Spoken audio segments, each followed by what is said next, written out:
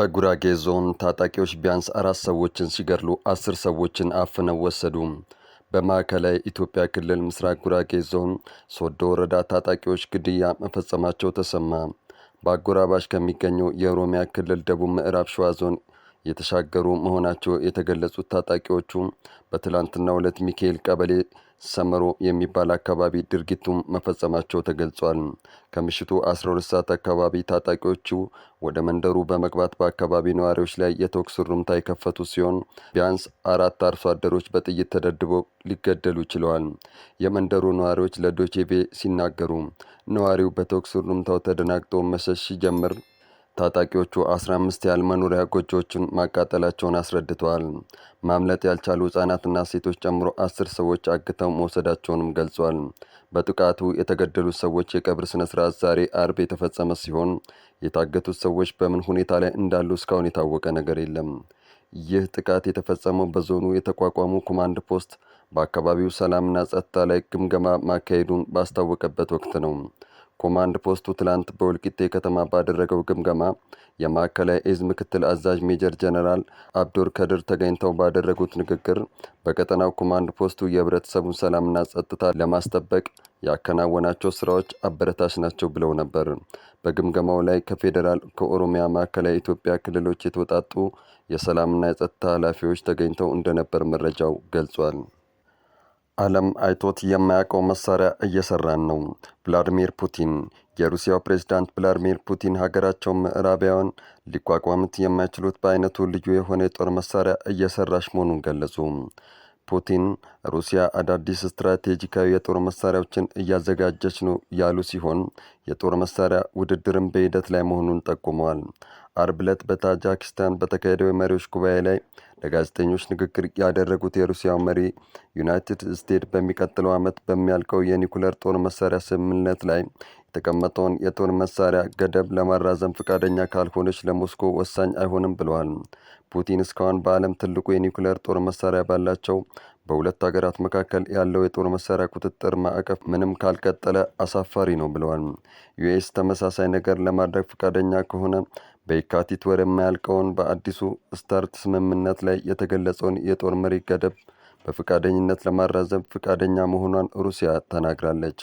ዋሽንግተን በሀሳቡ ላይ እስካሁን ምንም ነገር አላለችም፣ አልተስማማችም እየተባለ ነው። ስምምነቱ እያንዳንዱን ሀገር ከ1550 የማይበልጡ የኒውክሌር ጦር ጭንቅላት እና 700 የሚሳኤልና ቦምብ አውሮፕላኖች ገድቧል።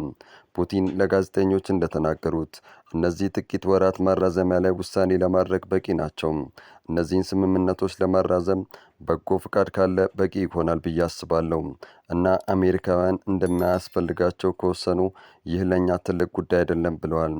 እንደ አውሮፓውያን አቆጣጠር በየካቲት 2011 በስራ ላይ የዋለው አዲሱ ስታርት ስምምነት በሞስኮና በዋሽንግተን መካከል የመጨረሻው ዋና የጦር መሳሪያ ቁጥጥር ስምምነት ነው። ስምምነቱ እንደ አውሮፓውያን አቆጣጠር በ2010 የተፈረመ ሲሆን ሁለቱ ሀገራት ሊያሰማሩ የሚያስችሉትን ስትራቴጂካዊ የኒውክሌር ጦሮችን ቁጥጥር በመገደብ ነው። ፑቲን አክለውም ሩሲያ አዲሱ ትውልድ የኒውክሌር ጦር መሳሪያ መስራቷንና መሞከሯን ቀጥላለች ብለዋል። ለአሜሪካውያን ተቀባይነት ያለውና ጠቃሚ ከሆነ ለመደራደር ዝግጁ ነኝ፣ ካልሆነ ግን አይሆንም። ግን ያ አሳፋሪ ነው፣ ምክንያቱም ከዚህ ስትራቴጂካዊ አጸያፊ መሳሪያዎችን ከመከላከል አንጻር ምንም የሚቀር ነገር አይኖርም። አንዳንድ ሀገሮች የኒውክሌር ሙከራዎችን ስለማድረግ እያሰቡ ሲሉም በአንድ ሳምንት ውስጥ ለሁለተኛ ጊዜ ፑቲን ስማቸውን ያልጠቀሱ ሌሎች ሀገራት የኒውክሌር ሙከራ ሊያደርጉ እንደሚችሉ ጠቁመዋል። በዚህ ክፍለ ዘመን ሰሜን ኮሪያ ብቻ ያደረገችው ነገር ነው። ለበርካታና ለብዙ ዓመታት በሚሳይሎች ውስጥ ያለው ተመሳሳይ ነዳጅ ውጤታማነት ለመፈተሽ ሁልጊዜ ፈተና አለ።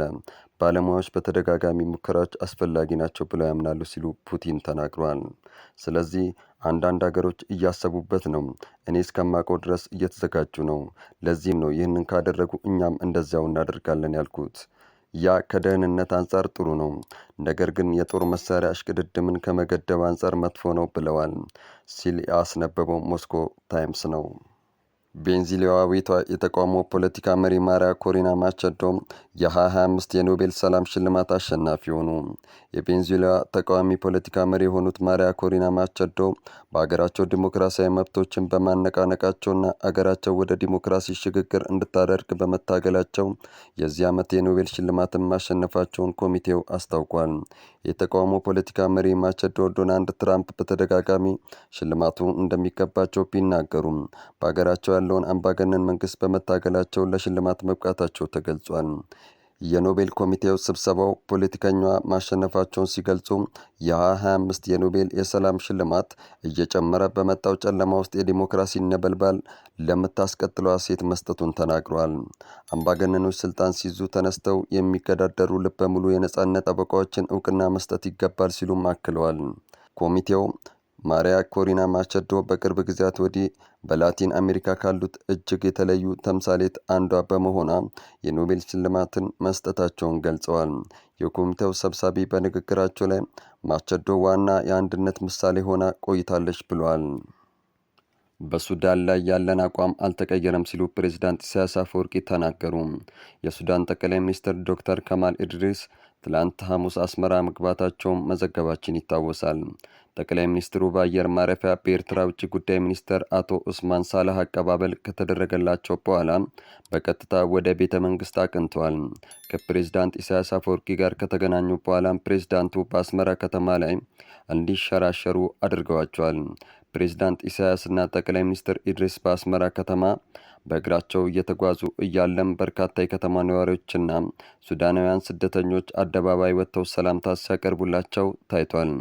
ከከተማው ጉብኝት በኋላ በተደረገው ውይይት ፕሬዝዳንት ኢሳያስ አፈወርቂ በሱዳን ጉዳይ ላይ ያላቸውን አቋም እንዳልተቀየረ ገልጿል። ሲናገሩ ለሱዳን አንድነትና መረጋጋት አሁንም ድጋፋችንን እንቀጥላለን። የሱዳን ሕዝብ ሰላም ልማትና እድገት እንዲያመጣ የበኩላችንን ጥረት እናደርጋለን ማለታቸውን የሱዳን ዜና አገልግሎት ዘግቧል። እንደ ዘገባው ሁለቱም ባለስልጣናት በቀጠናዊ ዓለም አቀፋዊ የጋራ ፍላጎት ላይ ባላቸው ጉዳዮች ላይ ምክክር አድርገዋል።